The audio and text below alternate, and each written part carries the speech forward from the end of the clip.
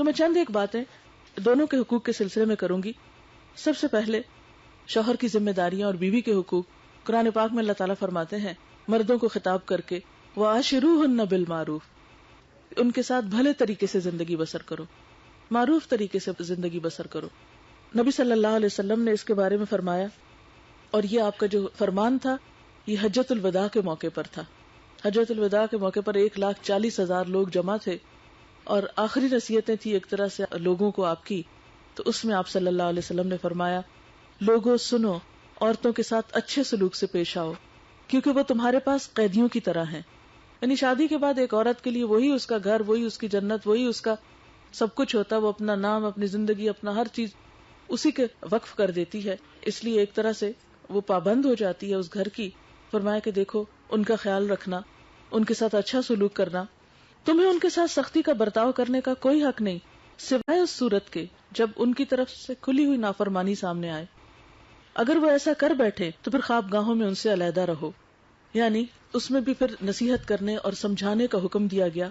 پھر اسی طرح آپ صلی اللہ علیہ وسلم نے یہ بھی فرمایا کہ لوگوں، تمہاری بیویوں کے کچھ حقوق تمہارے اوپر ہیں اور تمہارے کچھ حقوق تمہاری بیویوں پر ہیں. ان پر تمہارا حق یہ ہے کہ وہ تمہارے بستروں کو ان لوگوں سے نہ روندوائیں جن کو تم ناپسند کرتے ہو، اور تمہارے گھروں میں ایسے لوگوں کو نہ آنے دیں جس کا آنا تمہیں ناگوار ہو. سنو، ان کا تم پر یہ حق ہے کہ تم انہیں اچھا کھلاؤ اور اچھا پہناؤ. اب اس میں آپ دیکھیں کہ دونوں کے لیے ہی ایک نصیحت پائی گئی.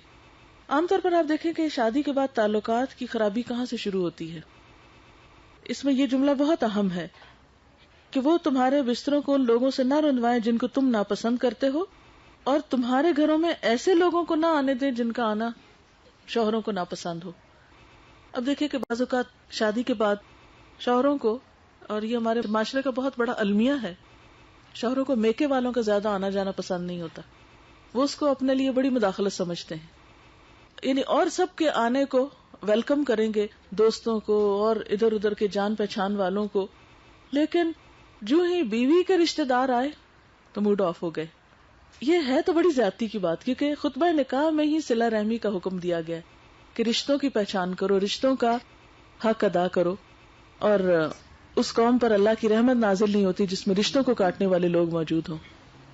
ہے تو یہ بات بہت ہی غلط. لیکن اگر کوئی عورت یہ محسوس کرتی ہے کہ میرے شوہر کو میرے رشتہ داروں کا بہت آنا جانا پسند نہیں، تو ایسی صورت میں بجائے اس کے کہ گھر میں آپس میں روز لڑائی ہو، آپس میں فساد ہو اور اس کے لمبے چوڑے نقصانات شروع ہو جائیں، تو اس کی نسبت اگر انسان اس پر تھوڑا سا کٹ ڈاؤن کر لے، اور کیونکہ اپنے تو اپنے ہی ہوتے ہیں، ماں باپ ہیں، بہن بھائی ہیں، ان کو اپنے گھر کی سچویشن اعتماد میں لے کے سمجھا دے کہ اتنا آنا پسند نہیں، یا آنے کے بعد فلاں اور فلاں تلخی ہو جاتی ہے، تو ایسی صورت میں گھر والوں کو بھی تعاون کرنا چاہیے، نہ کہ اسے نیگیٹو سینس میں لے کر ایک اور رنگ دے کر اس معاملے کو ایک اور طرح بڑھا دیا جائے.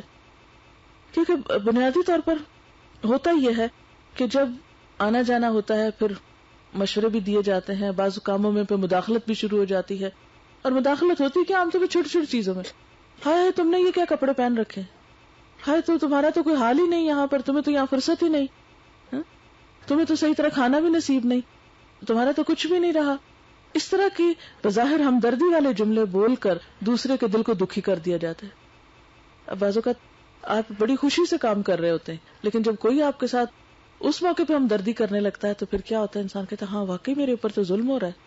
میری ایک دوست نے بتایا کہ وہ اپنی بیٹی کے گھر گئی تو کھانے کی میز پہ سب بیٹھے تھے، اور ابھی بیٹھے ہی تھے کہ اتنے میں ٹیلی فون کی بیل بجی تو بیچاری اٹھی فون اٹینڈ کرنے، پھر بیٹھے تو پتہ نہیں کوئی کیا کام بیچ میں آ گیا تو پھر اس کو اٹھنا پڑا. تو کہتے کہ میرے بیٹھے بیٹھے جب وہ 3 دفعہ میری بیٹی ٹیبل سے اٹھی تو میرا دل اتنا رنجیدہ ہوا کہ میری آنکھوں میں آنسو آ گئے کہ میری بیٹی کو تو چین سے کھانا بھی نصیب نہیں. اور اس کے بعد کہتی میں گھر آ کر بھی بڑی میری طبیعت خراب ہوئی، اور کہتی کہ ہوا یہ کہ پھر اپنے گھر میں کھانے پہ بیٹھی تو میرے اپنے ساتھ 2-3 دفعہ یہ ہوا. تو میں نے کہا کہ اب تو مجھے کچھ نہیں ہوا. تو جس طرح میں اپنے گھر میں خوشی سے اٹھ رہی ہوں، آنے والے کو بھی اٹینڈ کر رہی ہوں، فون بھی اٹھا رہی ہوں، کھانا بھی لا کے لگا رہی ہوں، کچھ ختم ہو گیا تو اٹھ کے لینے بھی جا رہی ہوں، تو اس کو میں اپنے اوپر کوئی ترس نہیں کھا رہی، تو بیٹی پہ مجھے ایسا ترس کیوں آیا؟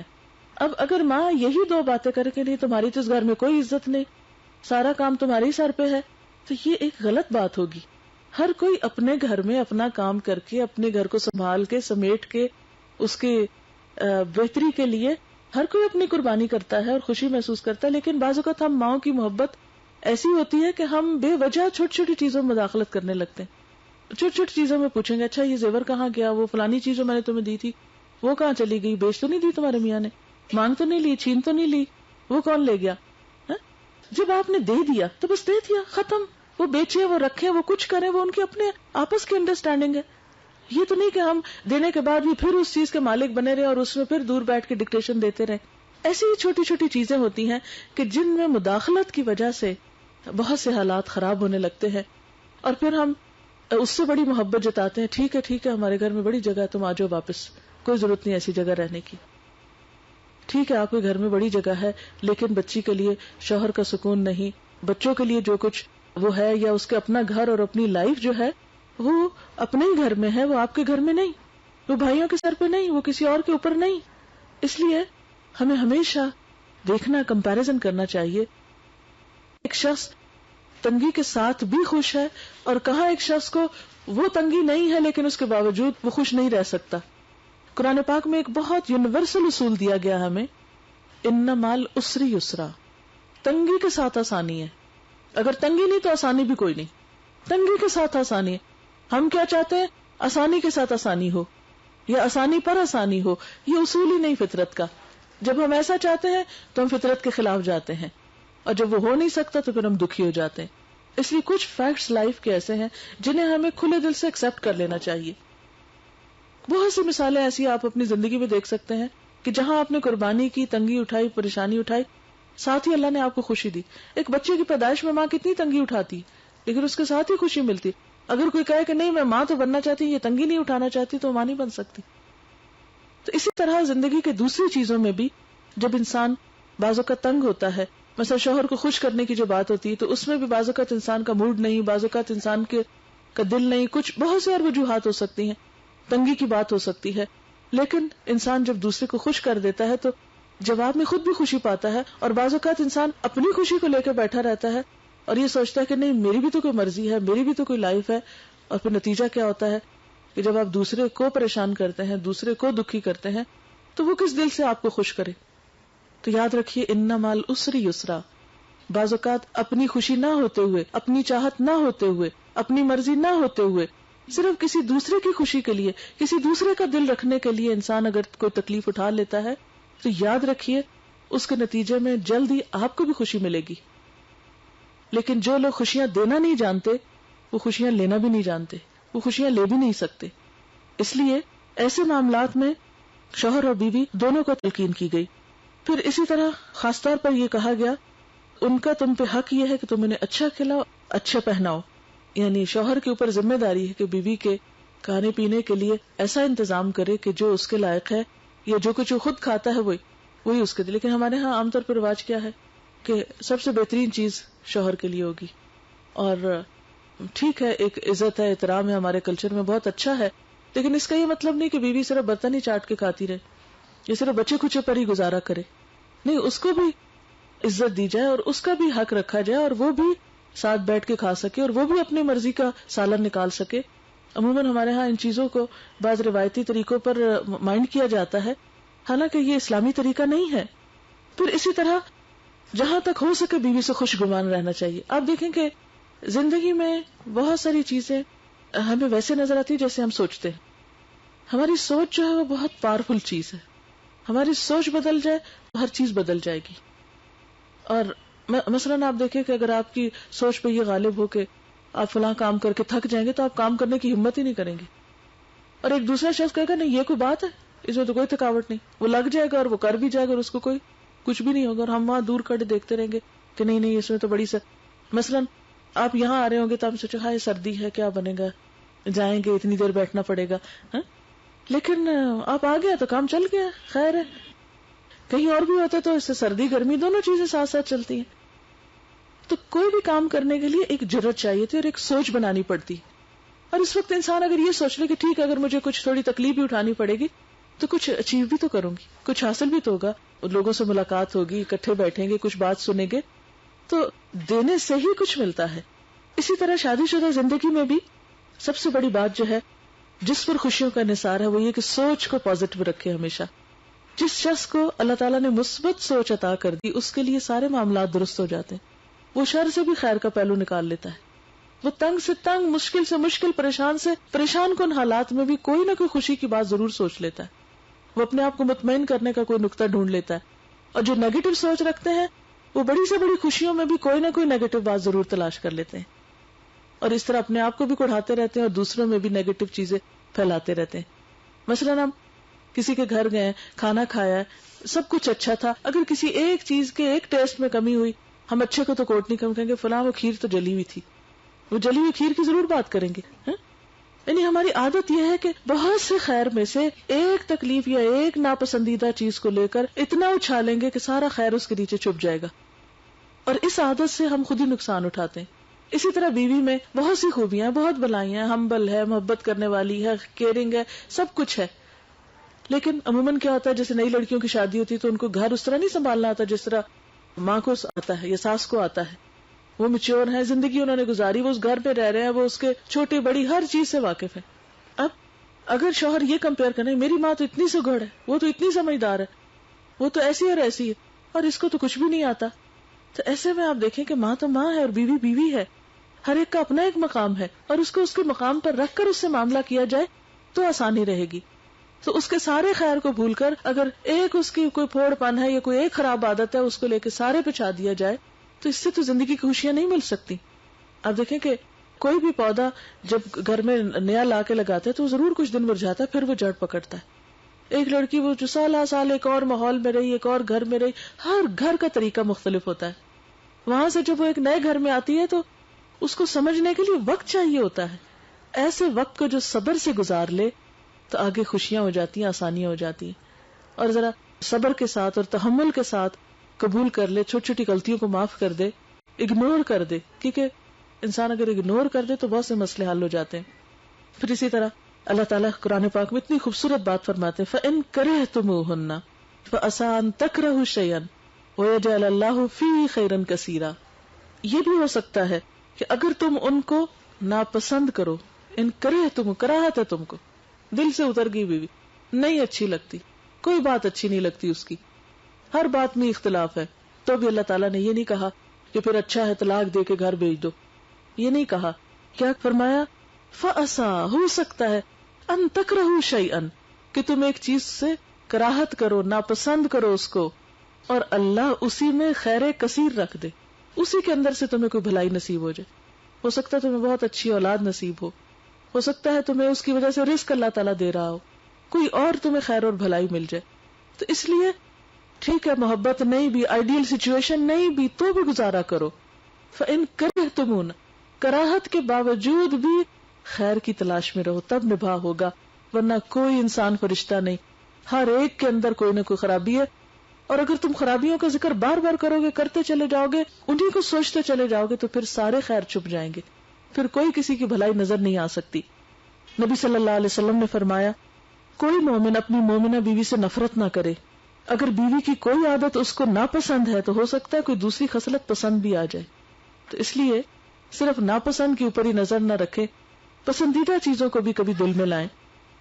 پھر اسی طرح معاف کرنے کے بارے میں حکم دیا گیا. قرآن پاک میں معاف کرنے کے لیے 3 لفظ ہیں، اور یہ تینوں لفظ یہاں اکٹھے ہیں. فرمایا یا ایھا الذین آمنوا ان من ازواجکم واولادکم عدوا لکم فاحذروہم وان تعفوا وتصفحوا وتغفروا فان اللہ غفور رحیم. اے لوگو جو ایمان لائے ہو، تمہاری بیویاں اور تمہاری اولاد میں سے تمہارے کچھ دشمن ہو سکتے ہیں. یعنی اس حد تک آپس میں عداوت کی حد تک، اسے کہتے ہیں نا کہ ایک دوسرے کو دیکھ کے بس بیر کھانے والی بات، کہ کوئی بھی ایسی بات نہیں ہے کہ جو تمہیں اٹریکٹ کرتی ہو. فرمایا یہ کیفیت بھی ہو تو بھی کیا کرو، انتعفو، اگر معاف کر دو، وتصفحو، اور درگزر کرو، وتغفرو، بخش دو، فإن اللہ غفور رحیم، تو یقیناً اللہ بھی غفور رحیم. یعنی کیا تم نہیں چاہتے اللہ تمہیں معاف کر دے؟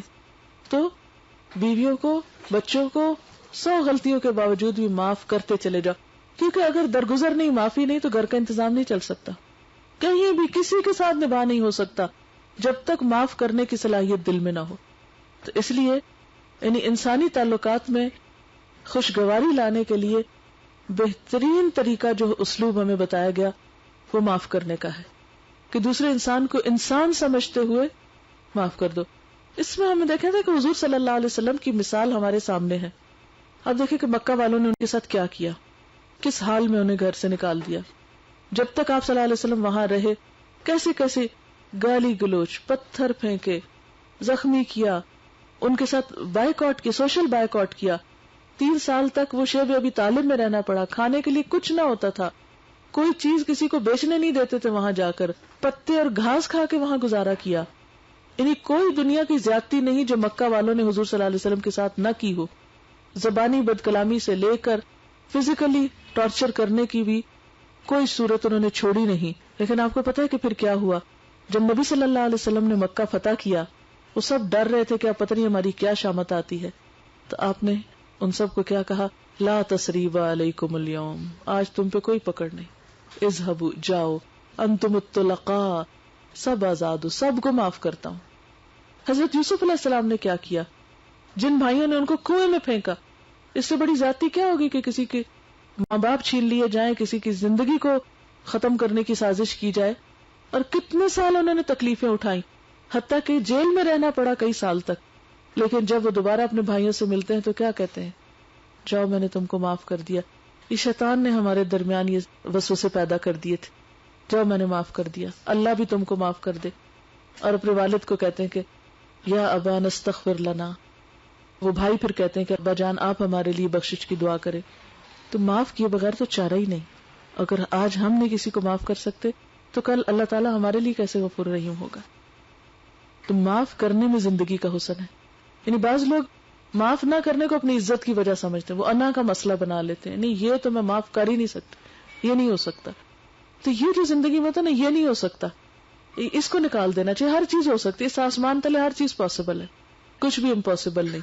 وہ صرف یہ ہے کہ اپنی سوچ بدلے اور اپنے آپ کو اس کے لیے تیار کر لے. اور وہ ایک لمحے کی بات ہوتی ہے کہ ادھر مڑ جائیں یا ادھر مڑ جائیں. اور انسان جب ایکسپٹ کر لیتا ہے، اعتراف کر لیتا ہے، تو آپ دیکھیں گے بہت کچھ ریلیکس ہو جاتا ہے. ایک غلطی نہ مان کے آپ کتنے ٹینس ہو سکتے ہیں، اور ایک غلطی مان کر وقتی طور پہ تو بڑی تکلیف ہوتی ہے، انسان کو اپنی بے عزتی محسوس ہو رہی ہوتی کہ لو وہ دوسرا کہے گا مانی نا آخر. تو اس وقت تو بڑی شرمندگی اور بہت ہی نفس کو ناگوار ہوتا ہے. اس سے زیادہ ناگوار چیز شاید ہی کوئی ہو. لیکن ایک دفعہ جب انسان کہتا ہے ہاں میری غلطی ہے، مان لیا، بس ہے غلط، ختم ہو جاتا ہے سارا معاملہ. تو زندگی کی گاڑی چلانے کے لیے معاف کرنا بے حد ضروری ہے. پھر اسی طرح خوش اخلاقی کا برتاؤ. شوہر کو خاص تلقین کی گئی کہ بیوی کے ساتھ پیار اور محبت سے پیش آیا جائے. نبی صلی اللہ علیہ وسلم نے فرمایا کامل ایمان والے مومن وہ ہیں جو اپنے اخلاق میں سب سے اچھے ہوں. یعنی کس کا ایمان مکمل ہے؟ جس کا اخلاق سب سے اچھا ہے. اور تم میں سب سے اچھے لوگ وہ ہیں جو اپنی بیویوں کے حق میں سب سے اچھے ہوں. یعنی کسی کے اخلاق کی ضمانت باہر سے نہیں، گھر کے اندر سے ہوگی. باہر تو ہر ایک اپنے دفتر میں ہر ایک کو اپنی ضرورت کے تحت پولائٹ ہونا ہی پڑتا. باس کے سامنے بدتمیزی کر کے پھر ترقی تو نہیں ہو سکتی.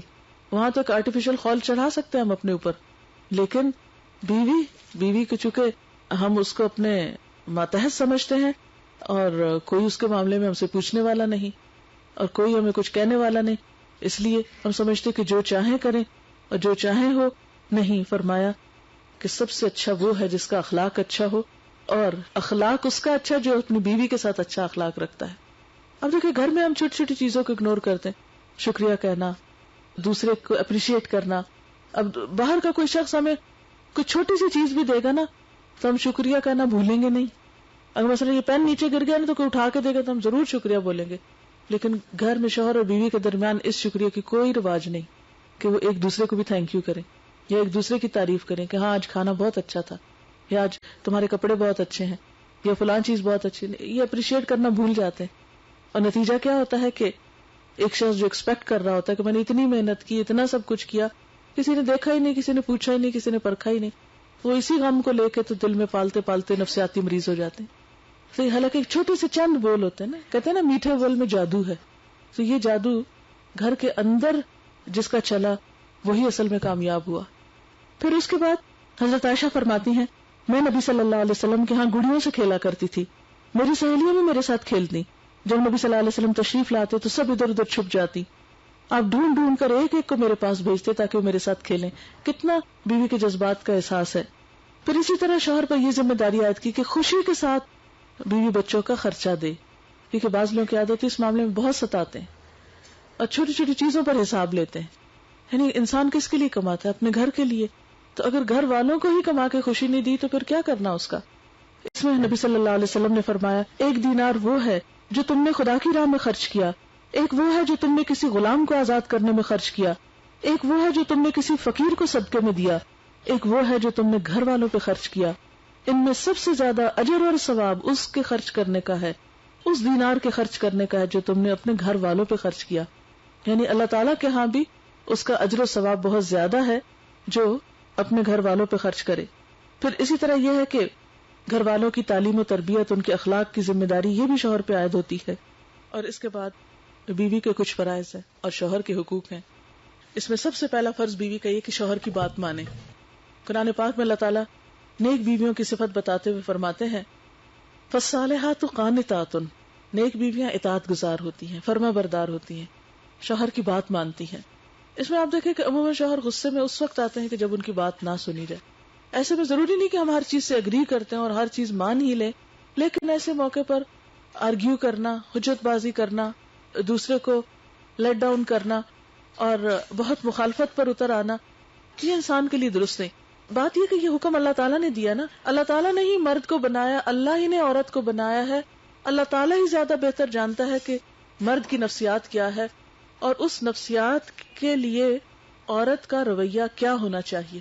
اس کو سامنے رکھ کے اللہ نے حکم دیا، چاہے ہمیں اچھا لگے یہ حکم یا نہ لگے، لیکن اللہ کا حکم بہرحال موجود ہے کہ بیوی کو شوہر کی اطاعت کرنا ہے. اور ایک اس میں عام قانون ہے کہ صرف اس معاملے میں نہیں جہاں اللہ کی نافرمانی ہو رہی ہو، باقی جو جائز باتیں ہیں، معروف باتیں ہیں، اس میں اسے تعاون کرنا ہوگا، ورنہ گھر کی گاڑی نہیں چل سکتی. پھر اسی طرح اپنی عزت و آبرو کی حفاظت کرنا، ایسے تمام باتوں سے بچنا جس سے شوہر کے دل میں شکوک و شبہات پیدا ہوں یا شوہر ناراض ہو، ان سے بھی بچنا ضروری ہے.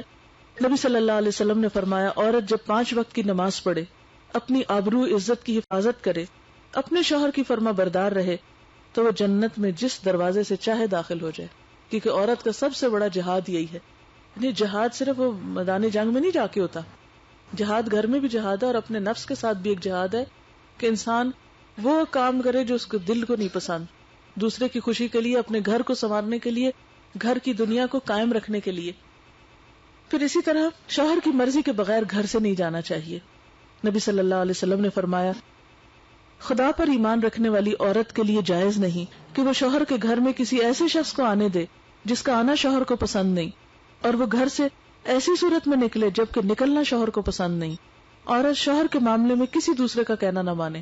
یعنی اس معاملے میں آتا ہے کہ ماں باپ کی بات بھی نہیں ماننی چاہیے، حالانکہ عام طور پر ماں باپ کا حکم ماننا جو ہے فرض ہے، لیکن شادی کے بعد ایک عورت کے لیے ماں باپ کے مقابلے میں بھی شوہر کی بات اہم ہو جاتی. اچھا ہمارے یہاں جھگڑے کہاں سے ہوتے ہیں؟ یہیں سے تو ہوتے ہیں. ماں باپ کہتے ہیں آج ہمارے ہاں آؤ، شوہر کہتا نہیں آج میں تھکا ہوں، آج نہیں لے جا سکتا. یہیں سے فساد شروع ہو جاتا ہے. اور یہی چیزیں، چلو کوئی بات نہیں، اچھا پھر آج نہیں تو کب چلیں گے، کوئی اور دن طے کر لیں. تو اس میں ایک دوسرے کو بھی سوچنے سمجھنے کا موقع مل جاتا ہے. تو ایک دوسرے کی مشکلات کو سمجھنا اور ایک دوسرے سے تعاون کرنا، اسی سے گھر کی خوشیاں بن سکتی ہیں. اور پھر یہ کہ یہ اطاعت تمام معاملات میں، صرف یہ نہیں کہ کھانا پکانے میں یا اور چند چیزوں میں گھر کی تو انسان مان لے اور اس کے بعد موڈ آف کر لے کہ میں تو اطاعت کر رہی ہوں، فرما برداری کر رہی ہوں. نہیں، ایسی فرما برداری نہیں، ساتھ محبت کا بھی اظہار اور شوہر کی دیگر ضروریات کو بھی پورا کرنا. نبی صلی اللہ علیہ وسلم نے فرمایا، نکاح سے بہتر کوئی چیز 2 محبت کرنے والوں کے لیے نہیں پائی گئی. حضرت صفیہ کو نبی صلی اللہ علیہ وسلم سے بہت محبت تھی. ایک دفعہ آپ بیمار ہوئے تو کہنے لگی کاش آپ کی بجائے میں بیمار ہوتی. لوگوں نے سنا تو بہت حیران ہوئے کہ کیا کہہ رہی ہیں، تو آپ نے فرمایا یہ جھوٹ نہیں کہہ رہی، یہ سچ کہہ رہی ہیں. پھر اسی طرح یہ کہ شوہر کا احسان ماننا چاہیے، اور اس میں یہ نہیں کہ شوہر بیوی کا احسان نہ مانے، دونوں کو ایک دوسرے کا احسان ماننا چاہیے. لیکن اس میں خصوصی طور پر عورت کو تلقین کی گئی ہے. حضرت اسماء کہتی ہیں کہ ایک دفعہ ہم اپنی سہیلیوں کے ساتھ تھی تو آپ صلی اللہ علیہ وسلم ہمارے پاس سے گزرے تو آپ نے ہمیں نصیحت کی، سلام کیا اور فرمایا، تم پر جن کا احسان ہے ان کی ناشکری سے بچو. تم میں سے ایک اپنے ماں باپ کے گھر دنوں تک بن بیاہی بیٹھی رہتی ہے، پھر اللہ تعالیٰ اس کو شوہر عطا کرتا ہے، پھر اولاد سے نوازتا ہے. ان سارے احسانات کے باوجود اگر کبھی کسی بات پہ شوہر سے خفا ہوتی ہے تو کہہ اٹھتی ہے میں نے تو کبھی تمہاری طرف سے کوئی خوشی نہیں دیکھی. میری تو قسمت ہی پھوٹ گئی، اس گھر میں تو کوئی خوشی ہے ہی نہیں. یہ کہنا ناشکری کی بات ہے. اگر آپ غور کریں تو کہیں نہ کہیں کوئی خوشی ہوگی، کہیں نہ کہیں کچھ نکل ہی آئے گا. یعنی اگر مثلا کوئی گھڑی رکی ہوئی ہے، اس پہ 7 بجے ہوئے ہیں اور وہ رکی ہوئی ہے، تو سارا دن وہ جھوٹ ہی بول رہی ہے نا کہ 7 تو نہیں بجے ہوئے. لیکن ایک وقت آتا ہے کہ وہ بھی سچ بولتی ہے جب 7 بجتے ہیں، تو اس وقت اس کا ٹائم بھی ٹھیک ہوتا ہے. تو اسی طرح ایک شخص خرابیوں کا مجموعہ ہے، لیکن کوئی بات تو ہوگی نا اس میں بھی اچھی، اسی کو یاد کر لیں. کیونکہ ہوتا ہی ہے کہ جب ہم کمپیئر کرتے ہیں نا دوسروں سے، کیونکہ عموماً یہ ہوتا ہے نا کہ جب یہ عورتیں بیٹھتی ہیں شوہروں کی باتیں کرتی ہیں، پھر وہ ہم ایک دوسرے سے کمپیئر کرنا شروع کر دیتے. اچھا اس نے یہ لے کر دیا، وہ ایسا کرتا، وہ ویسا، میرے شوہر تو کبھی نہیں کرتا. اچھا جو ہمارے شوہر میں خوبی ہے وہ ہمیں یاد ہی نہیں ہوتی اس وقت، وہ ہم دوسرے کے سامنے بیان ہی نہیں کر پاتے. نتیجہ کیا تھا؟ ہم اپنے آپ کو مظلوم سمجھنا شروع کر دیتے. تو ایسے میں جو کسی کی بھلائی ہو اس کا ذکر کرنا چاہیے، اس کا اعتراف کرنا چاہیے اور اس پر شکر گزاری کرنی چاہیے، اور کسی ایک چھوٹی بڑی تکلیف سے ساری زندگی کی خوشیوں کو پامال نہیں کرنا چاہیے. نبی صلی اللہ علیہ وسلم نے فرمایا قیامت کے روز اللہ تعالیٰ اس عورت کی طرف نظر اٹھا کے نہ دیکھے گا جو شوہر کی ناشکری ہوگی، حالانکہ عورت کسی وقت بھی شوہر سے بے نیاز نہیں ہو سکتی. پھر اسی طرح شوہر کی خدمت اور اس کے ساتھ اچھا معاملہ کرنا، شوہر کے چھوٹے موٹے کام کر کے اس میں خوشی محسوس کرنا، یہ بھی ضروری ہے. بعض اوقات ہم بڑے بڑے کام بھی کرتے ہیں لیکن ساتھ ناراض بھی رہتے ہیں کہ ہمیں بہت کچھ کرنا پڑ رہا ہے. تو ایسے میں یہ ہے کہ انسان بہت اگر نہیں بھی کر پاتا، جتنا بھی کرتا ہے اس کو خوشی کے ساتھ کرے تو اس میں کہیں لطف بڑھ جاتا ہے. حضرت عائشہ اپنے ہاتھ سے نبی صلی اللہ علیہ وسلم کے کپڑے دھوتی، ان کے سر میں تیل لگاتی، کنگھا کرتی، خوشبو لگاتی. یہ چھوٹے چھوٹے کام، حالانکہ خوشبو آپ خود بھی لگا سکتے تھے، لیکن حضرت عائشہ کا لگانا کیا ہے؟ دراصل کہ شوہر کو اس بات کا احساس دلانا کہ میرے دل میں تمہاری قدر ہے، میں کیئر کرتی ہوں. اور اس سے کیا ہوتا ہے کہ چھوٹی چھوٹی باتوں میں جو کیئر یا توجہ ہوتی ہے وہ دوسرے کا خون بڑھاتی ہے، دوسرے کو کانفیڈنس دیتی ہے اور دوسرے کے لیے، اور وہ کانفیڈنس جو ہے پھر لوٹ کر اس کی خوشی ہماری ہی طرف پلٹتی ہے. نبی صلی اللہ علیہ وسلم نے فرمایا کسی انسان کے لیے جائز نہیں کہ وہ دوسرے انسان کو سجدہ کرے. اگر اجازت ہوتی تو بیوی کو حکم دیا جاتا، یعنی اس حد تک اسلام میں بیوی کے لیے اطاعت کا حکم ہے. پھر اسی طرح یہ ہے کہ شوہر کے گھر بار کی حفاظت، مال و متاع کی حفاظت، یہ بھی عورت کی ذمہ داریوں میں سے ہے. نبی صلی اللہ علیہ وسلم نے فرمایا قریش کی عورتیں کتنی اچھی ہیں، بچوں پہ بہت مہربان ہیں، شوہر کے گھر بار کی بہت حفاظت کرنے والی ہیں. نیک بیوی کی خوبیاں بیان کرتے ہوئے آپ صلی اللہ علیہ وسلم نے فرمایا مومن کے لیے تقوی کے بعد سب سے مفید اور باعث خیر نعمت نیک بیوی ہے کہ جب وہ اسے کسی کام کو کہے تو خوشی سے کرے، جب اس پہ نگاہ ڈالے تو اس کو خوش کر دے، جب اس کے بھروسے پہ قسم کھا بیٹھے تو قسم پوری کر دے، جب وہ کہیں چلا جائے تو اس کے پیچھے اپنی عزت و آبرو کی حفاظت کرے، اور شوہر کے مال و اسباب کی نگرانی میں شوہر کی خیر خواہ اور وفادار رہے. اور آخری چیز ہے صفائی، سلیقہ، زیب و زینت کا اہتمام، اور خاص طور پر شوہر کے لیے، کیونکہ عام طور پر ہم زیب و زینت کا اہتمام تو کرتے ہیں لیکن اس وقت جب کسی پارٹی میں جانا ہو یا گھر سے باہر جانا ہو، لیکن شوہر کے لیے خصوصی طور پر اس کا اہتمام کرنا یہ عبادت میں شمار ہوتا ہے. اور اس میں یہ ہے کہ صرف ظاہری میک اپ کافی نہیں، عموماً اس بات کا اہتمام نہیں کیا جاتا کہ یعنی کہ اپنے باقی جسم کی بھی صفائی، اپنے منہ کی، دانتوں کی، بالوں کی، باقی جو اعضاء ہیں ان کی، کیونکہ بعض اوقات ہم سمجھتے ہیں کہ صرف اوپر کچھ لگا لینے سے ہی خوبصورتی جو ہے وہ ظاہر ہوتی ہے، اور کپڑوں سے پسینے کی بو آ رہی ہو یا جسم سے ناگوار سمیلز آ رہی ہوں، یہ چیزیں بھی بعض اوقات آپس کے تعلقات کو خراب کرنے کا سبب بنتی ہیں. اس لیے ان چیزوں کی طرف بھی خصوصی توجہ رکھنی چاہیے. اور ایک عورت اگر اپنے ازدواجی تعلقات کو اچھا رکھنے کے لیے سب کچھ کرتی ہے تو یہ اس کے لیے عبادت بھی ہے اور دنیا اور آخرت میں سعادت کا ذریعہ بھی ہے. شوہر کو حج سے دلچسپی نہیں، سوال ہے انہوں نے حج کروانا نہیں، کیا میرا 15 سال کا بیٹا محرم بن سکتا ہے؟ جی ہاں بن سکتا ہے، وہ ساتھ جا سکتا ہے. نکاح کے لیے گواہ کیوں ضروری ہے اور ولیمہ کی کیا اہمیت ہے؟ باندی کا اسلام میں جو تصور ہے اس کی فی زمانہ کس حد تک جائز قرار دی جائے گی؟ نکاح کے لیے گواہ اس لیے ضروری ہے کہ یہ ایک طرح سے شوہر کو عورت کی ذمہ داری اٹھانے کے لیے پابند کیا جاتا ہے، اس کو ایک طرح سے گھیرا جاتا ہے کہ تم اب اس عورت کے ذمہ دار ہو. اب دیکھیں نا، اگر ایک عورت کہیں چھپ کے نکاح کرتی ہے، اب کیا ہے، شوہر اس سے فائدہ بھی اٹھا رہا ہے، وہ کہتا ہے جی میں تمہارا شوہر ہوں، تم آؤ میرے پاس، لیکن کسی کو اس نکاح کا علم نہیں. اب آپ دیکھیں کہ ایسی صورتحال عورت کے لیے اس نکاح کو چھپا کے رکھنا کس قدر تکلیف دہ ہے. پھر یہ بھی دیکھا گیا ہے کہ بعض اوقات شوہر جو ہے وہ بیوی کی کوئی ذمہ داری نہیں لیتے، نہ اس کے لیے گھر کا بندوبست کریں گے، نہ اس کے کھانے پینے کا. اگر ایسے میں عورت کا بچہ ہوتا ہے تو وہ بچہ پھر ہے تو جائز، لیکن یہ ہے کہ جب تک وہ نکاح کا اعلان نہیں ہوا تو وہ معاشرے کو کس طرح بتائے گی کہ یہ بچہ جو ہے یہ جائز ولادت ہے. تو اسلام میں گواہوں کا ہونا بے حد ضروری ہے کئی اعتبار سے، تاکہ شوہر اور بیوی ایک دوسرے کے حقوق و فرائض کو صحیح طور پر، یعنی ایک لائبلٹی ہو جاتی ہے نا، اس کو صحیح طور پر انجام دیں. ولیمے کی کیا اہمیت ہے؟ اصل میں یہ بھی ایک نکاح کے اعلان کی ایک صورت ہے اور خوشی کے موقع پر دوسروں کو شریک کرنے کی ایک صورت ہے. اسلام میں کوئی بارات کا کانسیپٹ نہیں ہے، اور جو ہمارے ہاں لڑکی والوں کے ذمہ بہت ساری چیزیں ڈال دی جاتی، جہیز ہے اور اس کے علاوہ شادی کا کھانا ہے اور بہت سے مطالبات.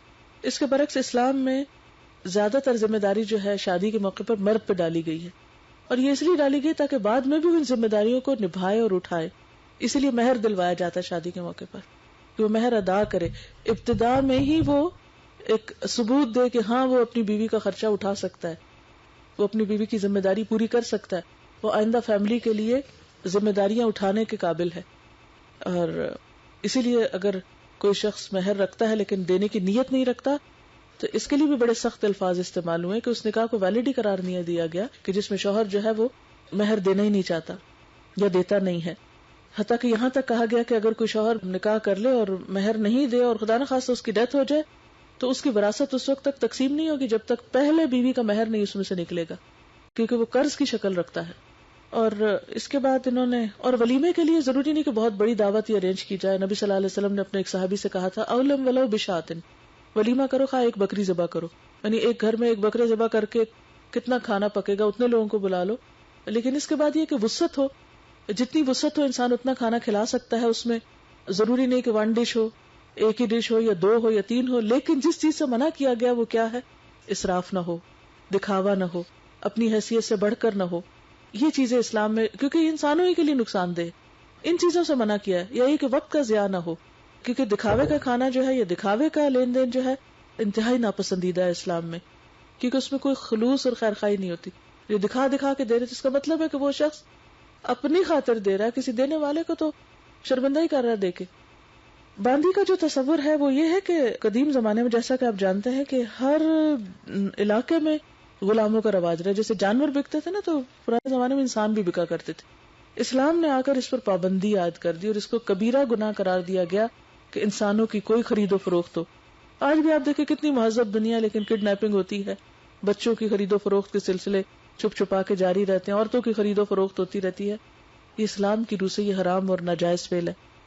پھر اس کے بعد یہ کہ اسلام نے اس کو ایک دم ختم نہیں کیا، اس کو حرام قرار دیا اور اس کے ساتھ ترغیب دی کہ جتنے بھی غلام پہلے سے ہیں ان کو آزاد کیا جائے. اس لیے آپ دیکھیں گے کوئی بھی گناہ ہے اس کے کفارے میں پہلے غلاموں کا ذکر آتا ہے، غلام آزاد کرو، غلام آزاد کرو. اس میں ہم دیکھتے ہیں کہ حضرت ابوبکر صدیق رضی اللہ تعالیٰ عنہ کثرت سے غلام آزاد کراتے تھے. حضرت عثمان ہر جمعے کو غلام آزاد کرتے تھے، اللہ نے ان کو بہت مال دے رکھا تھا، اور اگر کسی جمعے کو ایک آزاد نہیں کر سکتے تھے تو آئندہ 2 بھی کر دیا کرتے تھے. اسی طرح خواتین بھی، حضرت عائشہ رضی اللہ تعالیٰ عنہ نے بہت سارے غلام آزاد کیے. تو اسلام نے غلامی کو ختم کرنے کے لیے کثرت سے آزاد کرنے کی طرف توجہ دلائی، اور پھر کہا کہ اگر کوئی کسی کو آزاد کرتا ہے تو وہ اپنی گردن کو جہنم کی آگ سے آزاد کرتے ہیں. اتنا اجر و ثواب ہے کہ انسان کی آخرت اور عاقبت سنور جائے. ہاں، ایک صورت ہے کہ اگر جنگ ہو اور وہ بھی جنگ ایک اسٹیبلش جہاد فی سبیل اللہ ہو، جس میں دشمن کے ساتھ واقعی کوئی ایسی صورت پیش آئی اور اس میں کچھ اگر مرد اور عورتیں پکڑی بھی آئیں تو اس کے بعد ان کا تبادلہ بھی ہو سکتا ہے، اپنے جنگی قیدی چھڑائے جا سکتے ہیں ان کے بدلے میں، یا اپنی لینڈ چھڑائی جا سکتی ہے ان لوگوں کے بدلے میں. اور اگر کوئی ایسی صورت نہ ہو تو ان لوگوں کو کسی ایک جیل میں بند کرنے کی بجائے یا کسی کیمپ میں رکھنے کی بجائے یا کسی ہوم میں ڈالنے کی بجائے پھر کیا ہے، ایک طریقہ یہ بھی بتایا گیا کہ ان کو پھر فوج پر تقسیم کر دیا جائے.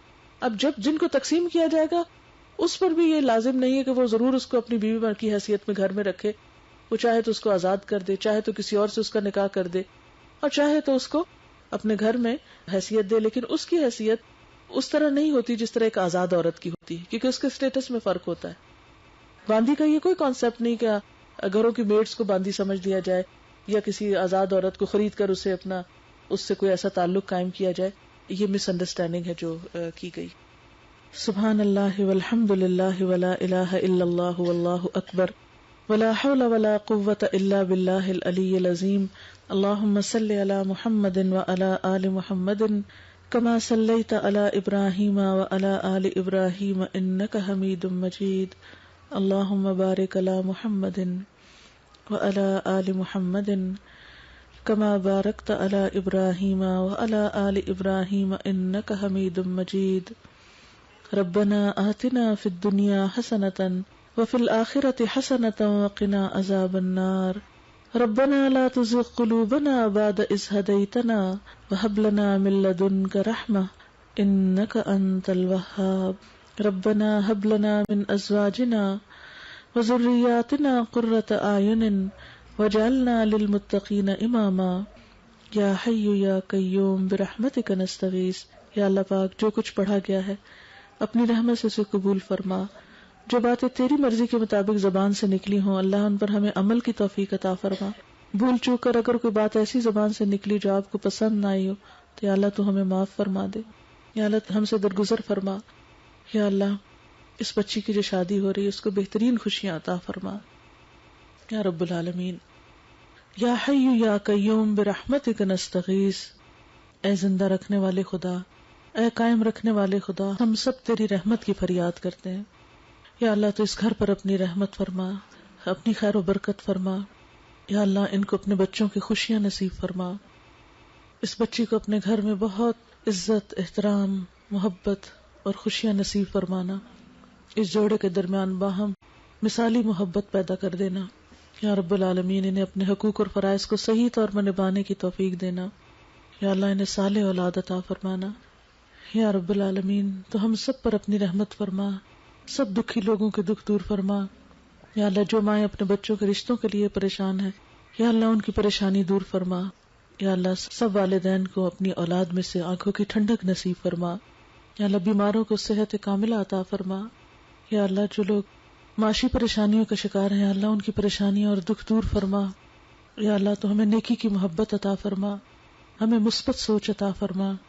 یا رب العالمین تو ہمیں حکمت عطا فرما، اپنی محبت عطا کر دے.